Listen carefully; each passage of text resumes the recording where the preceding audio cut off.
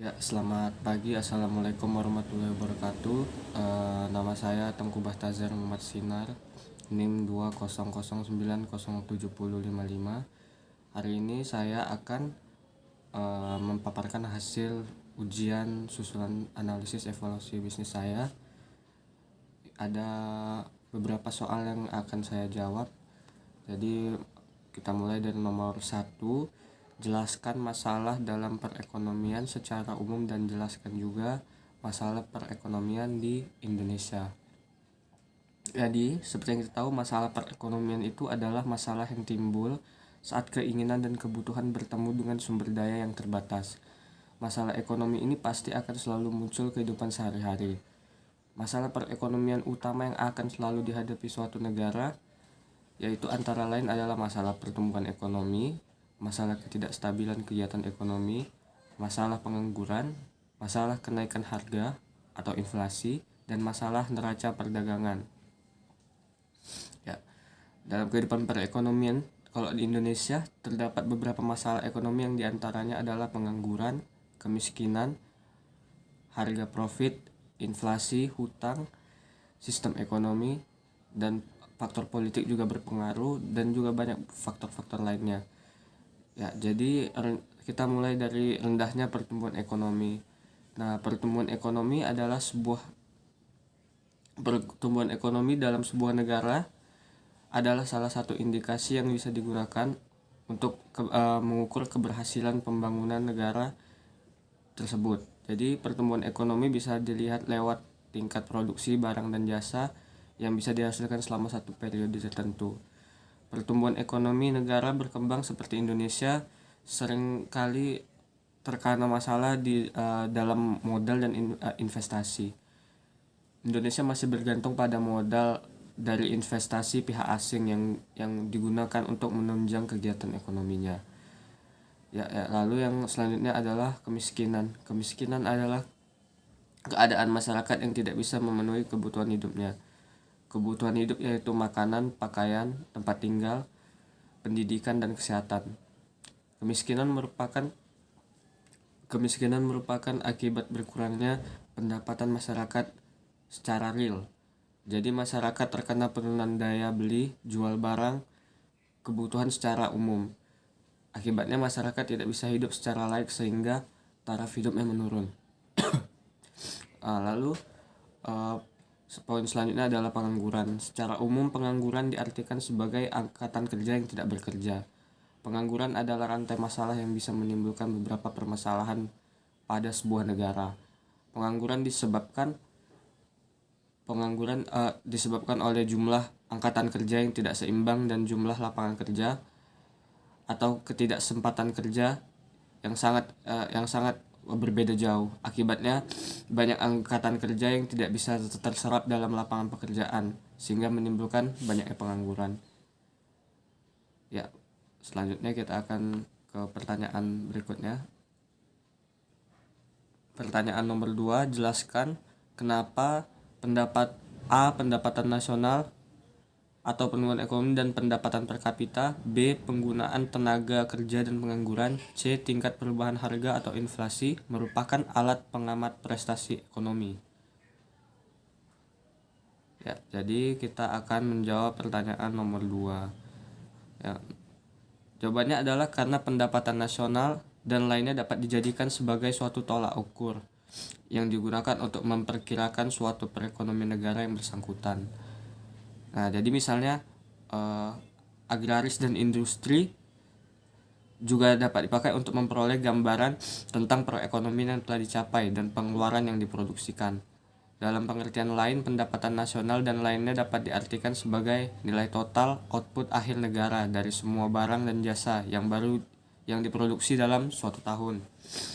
Pencatatan pendapatan nasional dan lainnya merupakan sistem pembukuan yang digunakan pemerintah untuk mengukur tingkat kegiatan ekonomi negara dalam periode waktu yang tertentu.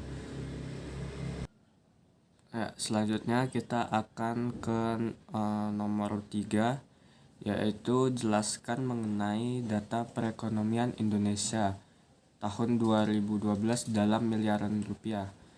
Konsumsi 82,8 82.500 miliar, penyusutan barang modal 30.000 miliar, pajak tidak langsung adalah 25.280 miliar, pengeluaran pemerintah 41.480 miliar, bunganya adalah 24.760 miliar, investasi 61 miliar, sewa 15.300 miliar, impor adalah 17.100 miliar, ekspor 54 miliar, laba 37.940 miliar, upah 88.600 miliar.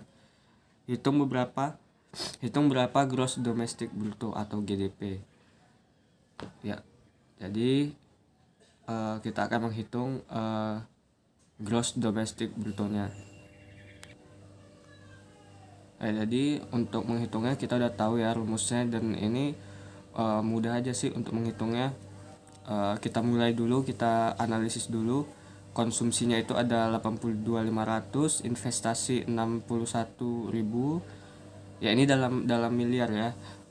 Pengeluaran pemerintah 41.480, ekspor 54.000, impor 17.100.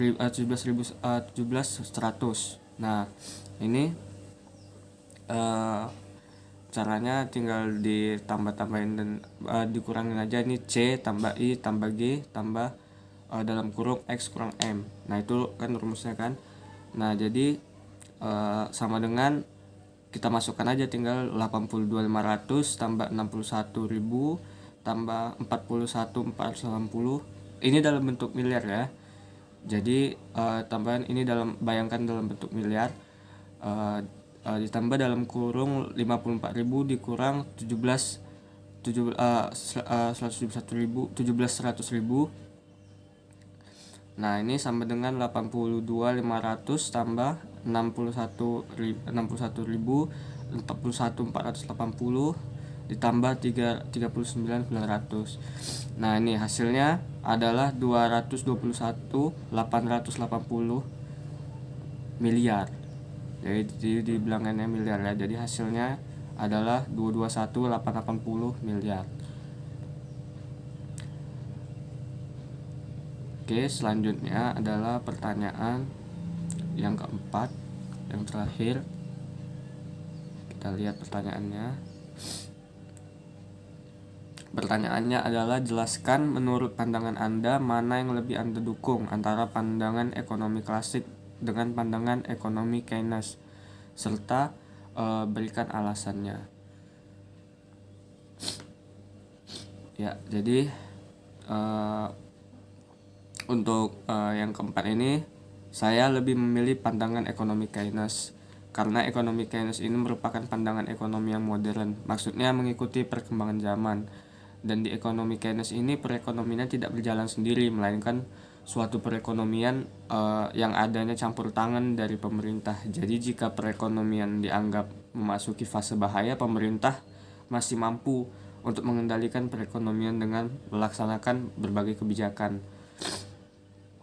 Jadi pemerintah sebagai pengatur regulasi mampu mengendalikan perekonomian dengan kebijakan-kebijakannya yang mampu dijalankan. Oleh sebab itu, pandangan Keynes menurut saya mampu memberikan perubahan baik untuk masa depan dari suatu negara tersebut. Jadi kalau misalnya ada krisis atau terjadi sesuatu, misalnya hal-hal yang tidak terduga di sebuah negara, jadi pemerintah itu dapat langsung turun tangan dan ikut campur dalam perekonomian dan mengatur dengan kebijakan-kebijakannya. Jadi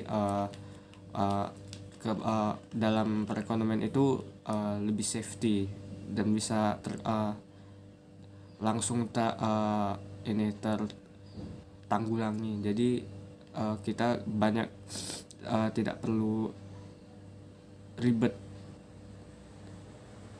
karena akan banyak orang-orang dalam pemerintahan yang bisa membantu perekonomian dengan kebijakan-kebijakannya. Ya, jadi sekian saja jawaban-jawabannya hari ini semuanya udah terjawab. Mohon maaf jika ada kesalahan kata ataupun sikap, mohon maaf. Wabillahi taufiq wal hidayah. Wassalamualaikum warahmatullahi wabarakatuh. Selamat pagi semuanya.